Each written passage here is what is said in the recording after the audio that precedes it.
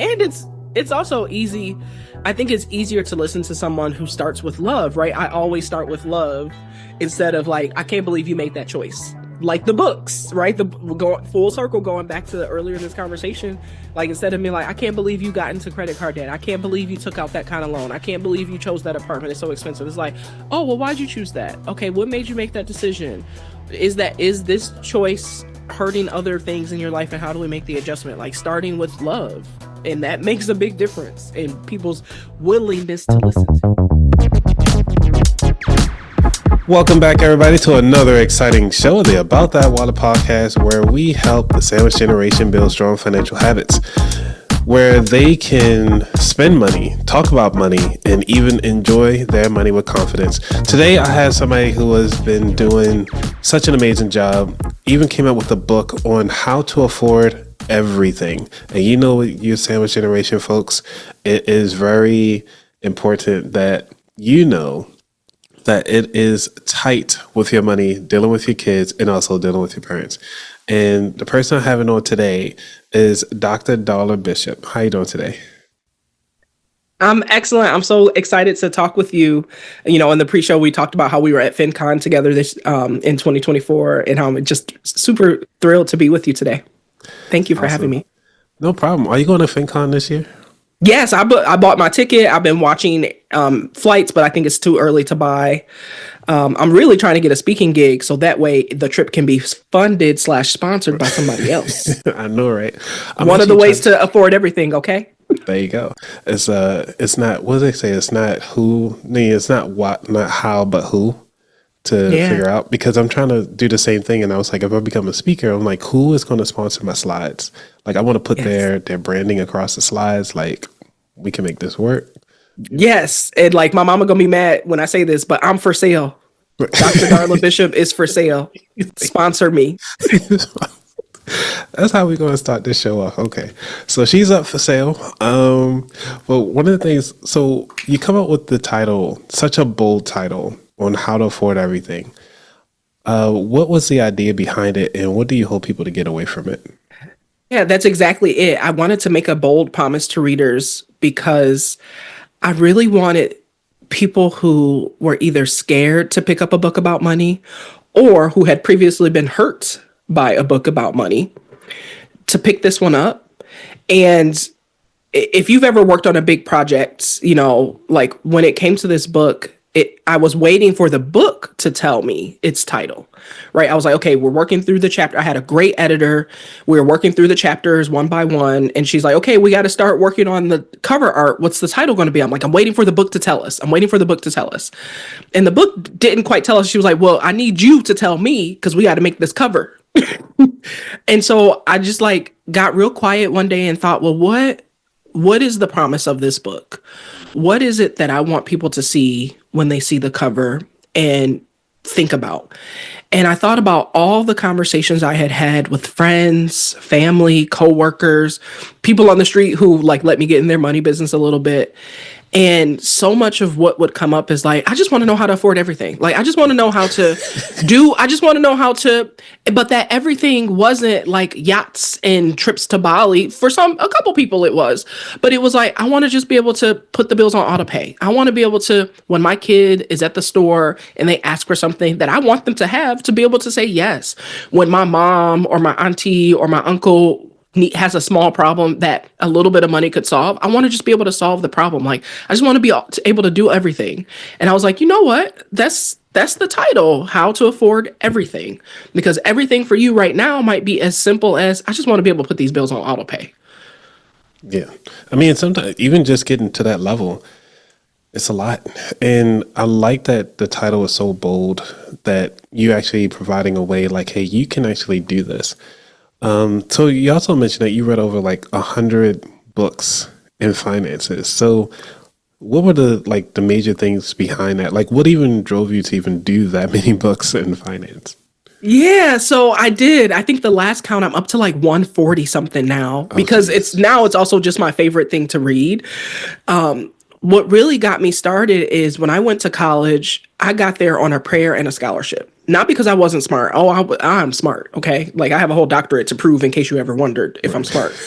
But we had so many family things going on that financially, I wasn't sure I could even physically get to school by the day I needed to be there, although I had a scholarship and although I had the acceptance and the dorm assigned to me. It was like, can I even get a ride? Can I physically get to school on the day I'm supposed to be there? Because I don't even know if we have the money for that, right?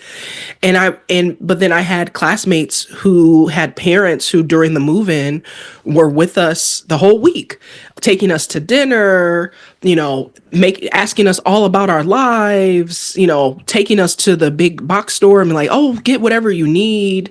And I had a classmate with a Range Rover, and I was like, okay, their lives are completely different than mine. I barely made it to school by the day I needed to be here. And their parents dropped them off with their Range Rover and writing checks for tuition. And I'm here with them. And so I just got to learn the money part because I'm as smart, possibly even smarter than these kids, because I had to navigate a whole bunch of other stuff to get here at this educational institution. And so I can learn the money part. And let me tell you, as a poor kid, we spent a lot of time in the library. So me and the library go together real bad. So I was like, there got to be a book about this. There's a book about everything. So I went, and that campus had 7 libraries, plus because if you lived on campus, you also had access to the city library. I was like, I got access to 7, 8 libraries. So I started checking out books about money. I think one of the first books I read was Girl, Get Your Credit Straight. And like, I didn't even have any credit, but I was like, it's a black author. It's a black author. Michelle Singletary wrote the comment on the back, and I was like, she's huge. She writes money columns for the Washington Post, a national newspaper. Like, let me read this book. I think I read Personal Finance for Dummies. And then Susie Orman was big at that time. So I was like, ooh, Susie Orman is my girl. And so I just kept reading books because one, every book had a slightly different angle and a slightly different order and a slightly different set of stories and examples. And one of the things that drove me to read so many is none of them had what I needed. So I kept looking for what I needed. I was looking for a book that would tell me how to contribute to my family at home, because I was contributing to my family back home. How could I do that and secure my own future like without saying no to them or myself? Like, how could I do both? And none of the books told me how to do that. The other thing is a lot of the books talk to me bad. Like I took my time. I went to the FAR library. I put this book on hold. It finally became available. I get the book. I'm excited to finally read it because I've been waiting.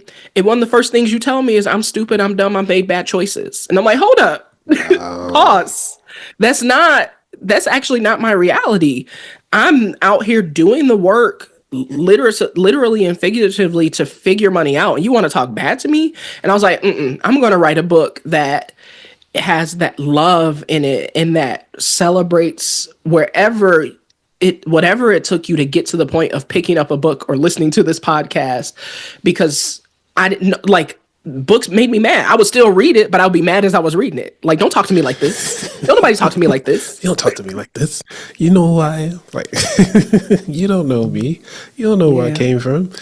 So, but having that understanding of with the love and care for the people, because, I grew up in a impoverished neighborhood as well, and figuring things out is interesting because we had to, with the bare minimum.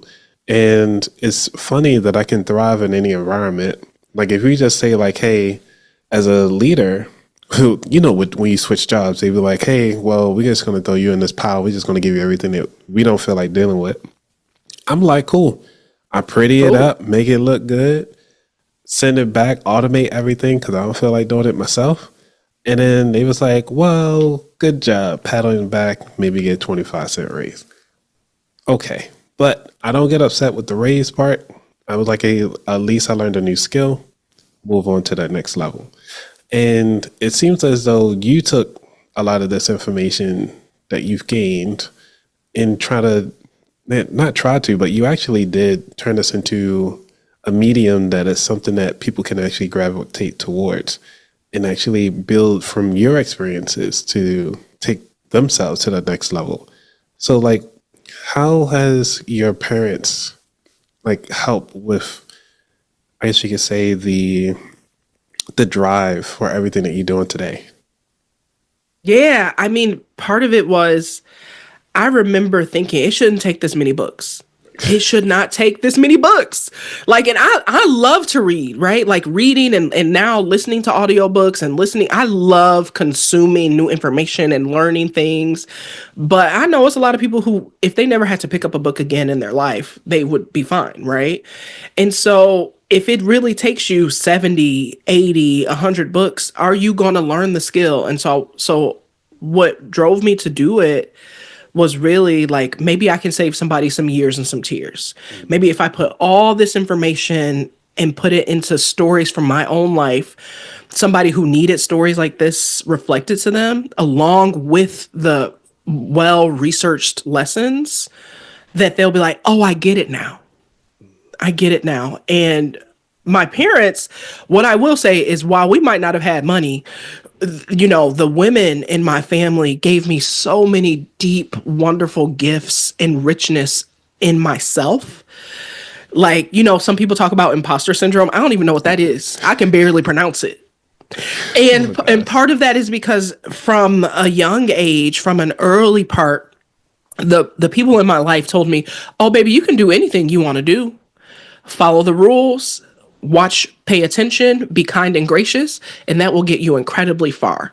And they were all right, right? Like, and if you are, and I can't remember what exactly happened, but there was some situation when I was a young child. It came to me. Okay. I won a contest. I won an art contest for third graders. And my art was going to be in the Detroit Institute of Art. This is a world renowned art institution, right? Like, it's constantly on the list of the best art institutions in the world. And I Nice. remember being like nervous, like, well, why did they pick my picture? I didn't even think my picture was that good. And my mom told me, baby, anywhere in this life that you get invited to, that you accidentally happen on, you're supposed to be there. So go and be happy and introduce yourself. And so I've carried that with me everywhere. And so if we can teach people at every stage in their life that, like, actually, if you ended up somewhere, even if you ended up there by accident, you're supposed to be there and take advantage. Because, take advantage has two meanings.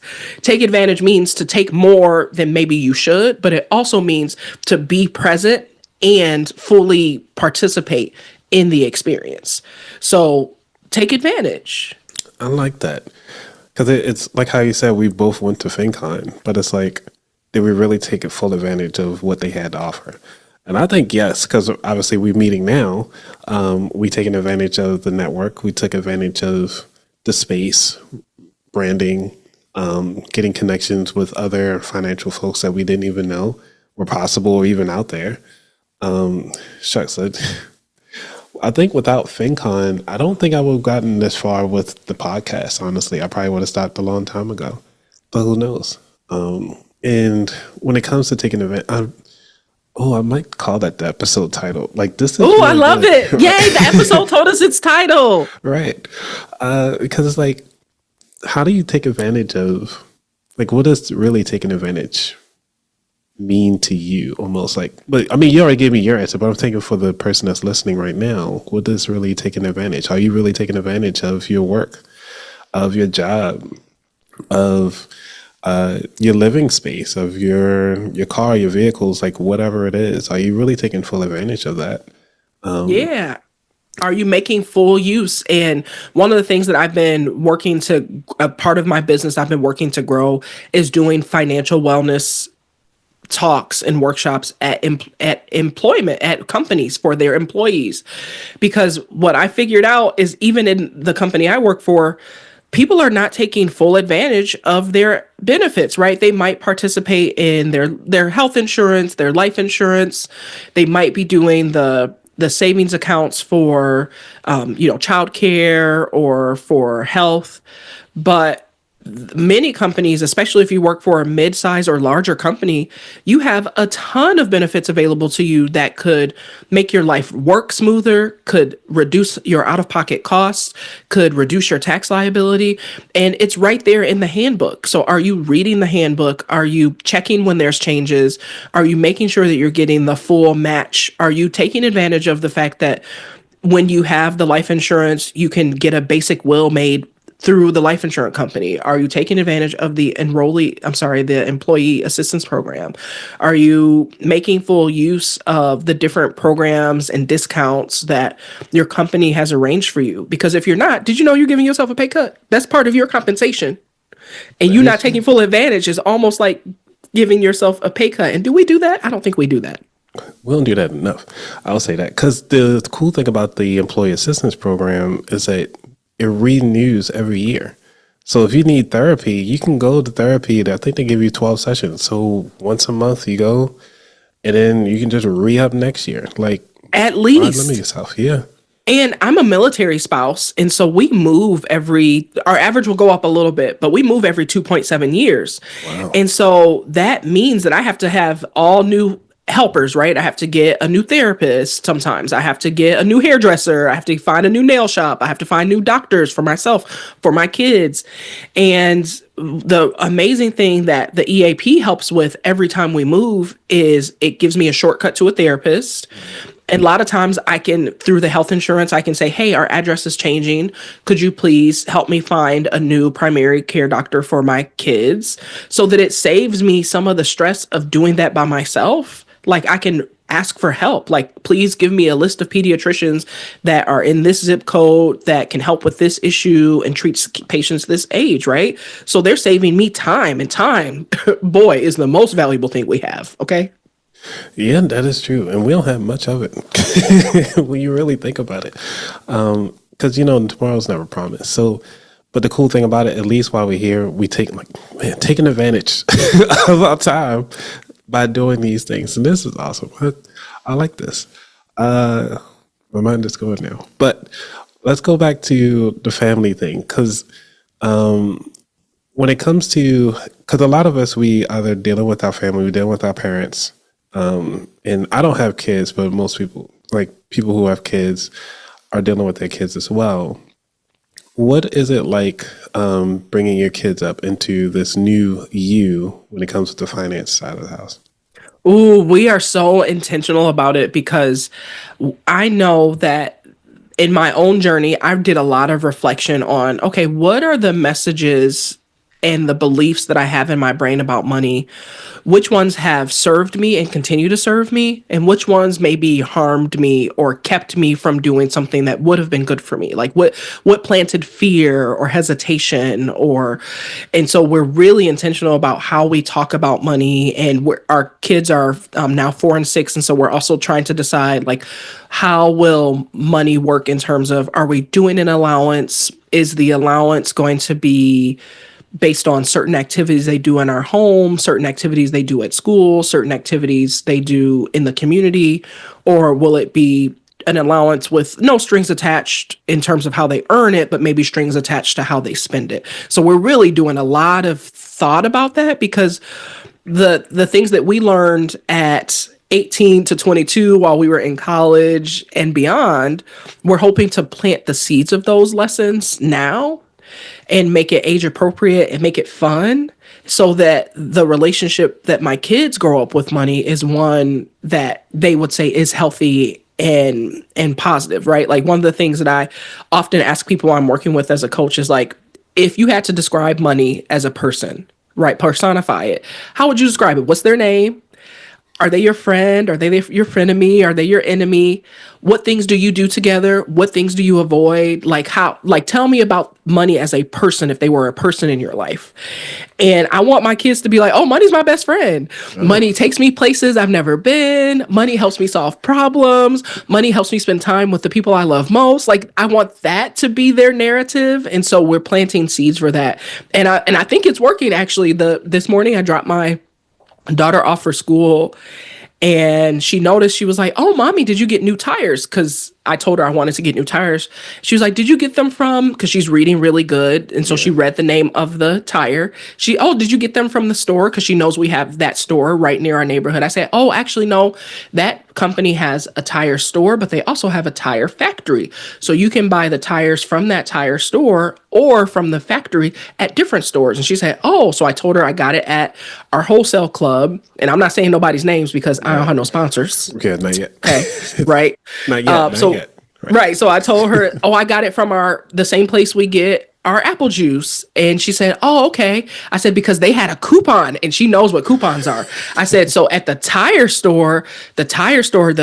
would have cost $100, but with my coupon, I got it for $80." She was like, "$20? Wow, that's a big difference." Right. And so, like, working in these small examples of ways that we use our money and talking about money openly. And when they ask for stuff, not to be like, "We ain't got it. We don't have no McDonald's money. We don't have this. No, you can't have it. That's too expensive." To just be like, to say, "Well, thank you for telling me you want that toy. That's not what we came to the store for. Remember, we came for trash bags and light bulbs. Is that a trash bag or a light bulb? It's not. Okay, then that's not why we're at the store today, right?" And so how we talk about money, we're very intentional about it because we want the kids to also have language for it. That is good that you guys are doing that for your child and for your children, actually. But how is that conversation happening now with your parents? Are they like listening to you now, or you still got the diaper syndrome? Oh no, luckily my mom has been a pretty good listener for, I would say, the last like 15 or 20 years. She's been a pretty good listener about money, right? And like, we actually, when I was in graduate school, I put her on a budget. I was like, "Mom, you need to be on a budget. Like, you are on a budget. You don't realize that, but you don't behave that way." So we made a money plan for her, and she followed it, and things ran pretty smoothly on the plan that I made for her. And then when my siblings got of age and went to college, and like, I put everybody's on a plan. Everybody's on the plan. And I was really selfish. It was really a selfish endeavor, right? One, it was me kind of like testing that I actually knew what I was talking about, because you can do stuff for yourself, but that doesn't mean you can teach other people how to do it, right? But also, two, is my goal was to have none of them suckers living in my basement. They are welcome. They are welcome.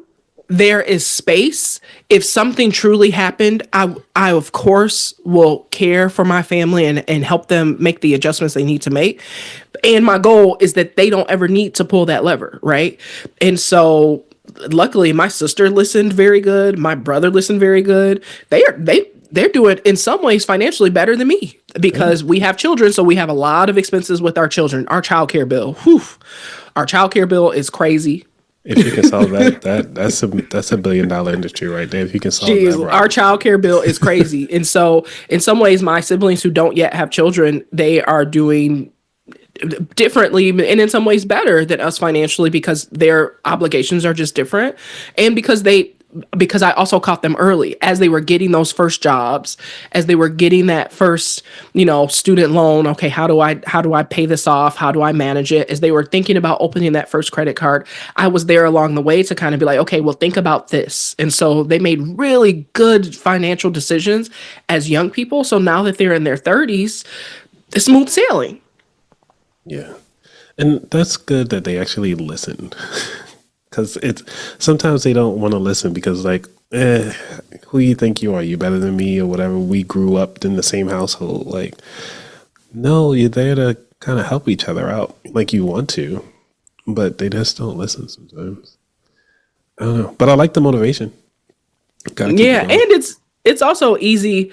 I think it's easier to listen to someone who starts with love, right? I always start with love instead of like, "I can't believe you made that choice." Like the books, right? Going full circle, going back to earlier in this conversation, like, instead of me like, "I can't believe you got into credit card debt. I can't believe you took out that kind of loan. I can't believe you chose that apartment. It's so expensive." It's like, "Oh, well, why'd you choose that? Okay, what made you make that decision? Is this choice hurting other things in your life, and how do we make the adjustment?" Like, starting with love. And that makes a big difference in people's willingness to listen to you. Okay, that would be really helpful for people who are listening right now to start having that conversation with their family. Thank you for sharing that. We're going to slide over to the features a little bit. What do you feel is really going to help improve your life or even your career? There's a couple things I'm working on right now. And part of it is I'm seeking good advisors. I feel like in a lot of places and spaces in my life, I have been the advisor. I'm the oldest child, so I'm the oldest sister. I am often seen as a leader at work or among my friends groups or in community groups. And so I feel like, but I need some guidance now. And so I'm really working to find a business coach. I'm looking to find mentors who are going where I think I might be going, even though it might change by the time we talk, right? Because I recognize the power of having someone who's a little bit ahead of you, who can just help you see the things that you can't see from this side, but they have already walked through it from the other side. And that will help me. That will help me a lot. And then the other thing is, I'm checking in on my friends. At the time we're recording this, there's a ton of uncertainty because there's a new federal administration and they are reshaping the federal government. And I work in three industries that are going to be shaped likely first. I work in health insurance. I work for a Medicaid health plan. And so government insurance programs are likely to be reshaped pretty quickly. My background, and so almost all of my colleagues, all the people I went to graduate school with and worked with at other places, work in public health. That's being reshaped. And I'm a professor, so I work in education. So between federal grant changes and changes to the Department of Education, I'm seeing that a lot of the people in my life are experiencing one, uncertainty, but also trying to figure out, well, what do I do? What will I do? And so one of the things that I'm really boiling down in the way that I'm posting content online and talking with folks is, okay, what do you have control over when it comes to your money? Let's exert that control to your full potential right now while things are uncertain, because one, having that control will help you feel better as all this stuff happens around you. And two, by exerting the control you do have, it may mean you can weather the storms that are coming a little bit more smoothly or perhaps even longer because you took stock of what money you had, what money you didn't, what things could be shifted, delayed, cut, what things needed to be increased to make it just run smoothly, what things could come or go, what order to do things, and doing that work at the very beginning when you have a big change or slightly before if you anticipate a change to your income is coming can just make you feel better. I like that. Is there anything that you want to leave the audience with before we dive into the final four questions? No, I'm so excited for these questions. Really? Awesome. Alrighty.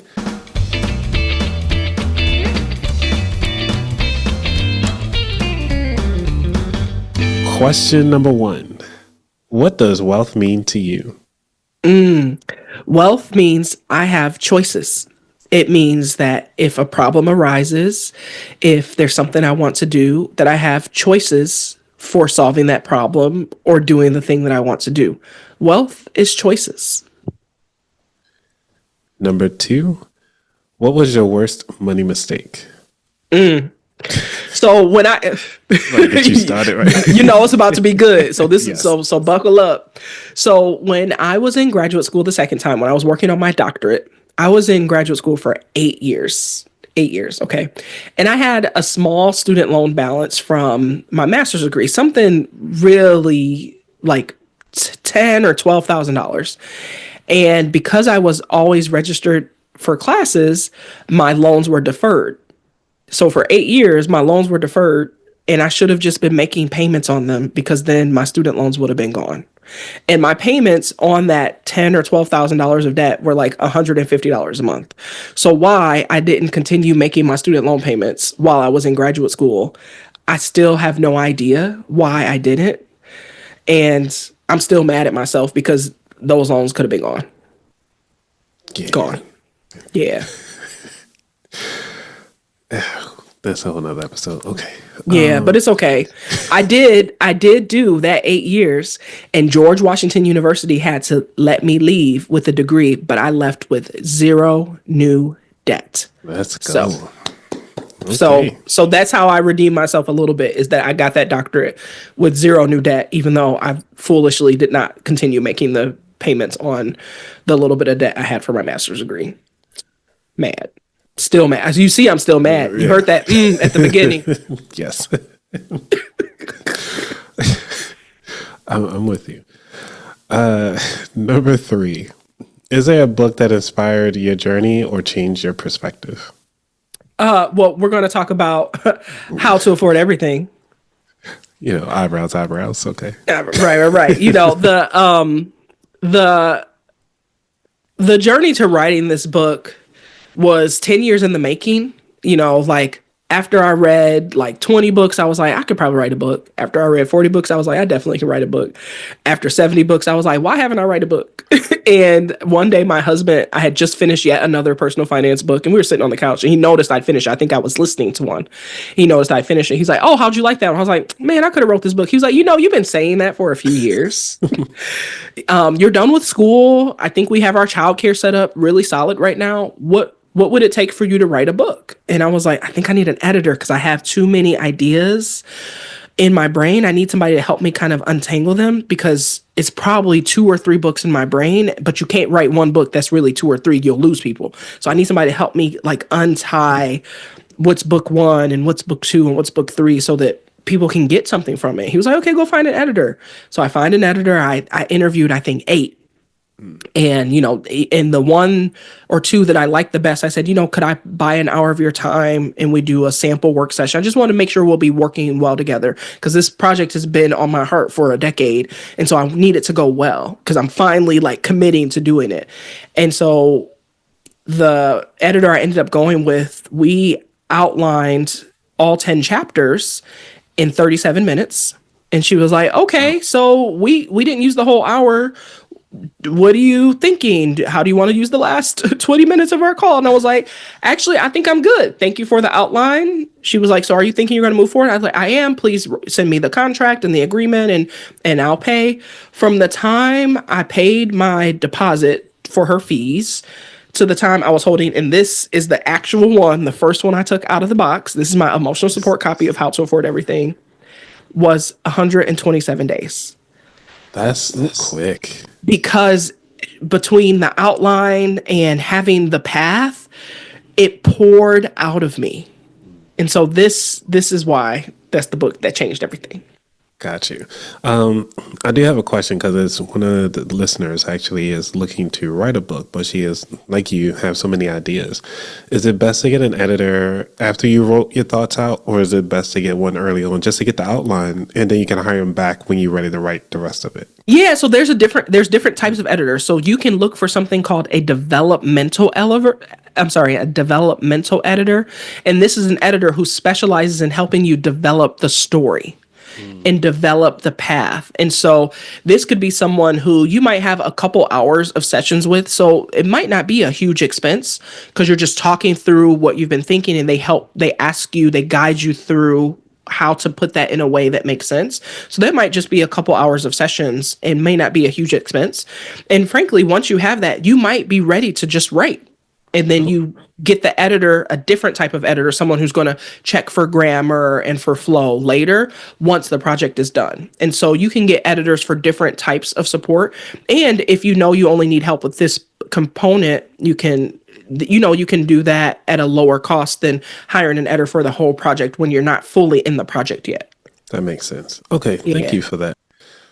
I was asking for myself, really, but thanks. Great.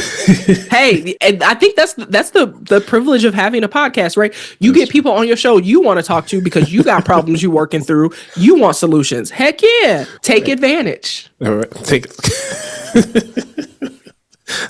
This is the show. Take advantage. I love it. Number 4. What is your favorite dish to make? Okay, so my kids are in their picky food stage, so I haven't been cooking the flavorful things that I usually like. But a couple months ago, I had this hankering for something Indian, and where we're living right now, the Indian restaurants are not that great. They're just not, and that's okay. It's okay. That's We're gonna move. We're gonna move soon, and we'll be in a place where the Indian restaurants are better. And the okra at the grocery store just looks so beautiful. Like, you ever go to the grocery store and some vegetable just looks like, I don't know what I'm gonna do with it, but I'm buying that vegetable and I'm gonna do something with it. The okra was just gorgeous. So I bought like two big handfuls of okra. I cut it up and I made bindi masala, which is so simple. It's just okra, onion, tomato, and then all of the seasonings. And the tomato makes this little soft kind of sauce that comes in with all the seasonings. And I put that on top of some rice, and it hit so hard. Like, the okra was perfect. It was seasoned so good. Like, I'm gonna make it again. I've just been waiting for the okra to look as good. The last few times I went to the grocery store, the okra has not looked as beautiful as it did that day. Okay, so what kind of rice we looking at? Like basmati? So Gray that rice? day I had jasmine. Basmati would have been better, but I had jasmine is what I had. So I made it work. I made it Okay, work. okay. All right, well, we gotta catch back up and let you know. I need to see a picture because it sounds so good and simple ingredients. And I was I'll thinking, text. I have the picture because I told everybody. I was- I have some Indian friends who are always impressed when I tell them I can cook a little bit of Indian food. Right, And so right. I said, look at this bindi masala, and they were like, oh, that looks really good. I was like, see, I told you. Okay. So I can send you the picture. Yeah. Please send that thing. This is the last question of the show, which is where could people find out more about you? Oh, please come find me at darlabishop.com/social. And the reason I have a specific landing page, so that way you can just find all the things you could ever find without having to look for me. So all the socials are there, the links to the different freebies I have. So darlabishop.com/social. Alrighty. Well, thank you, Darla, for so much information about really taking advantage of everything that you have, whether it's you're coming from poverty or coming from, your silver spoon background. You have to take advantage of those opportunities and actually put your own spin on it, put your own stink on it, as some will say. This is your opportunity. You have what it takes, everybody. And please make sure that if you made it this far, just want to say thank you so much for sticking with us this long. And you all have a wonderful day. Out. Peace.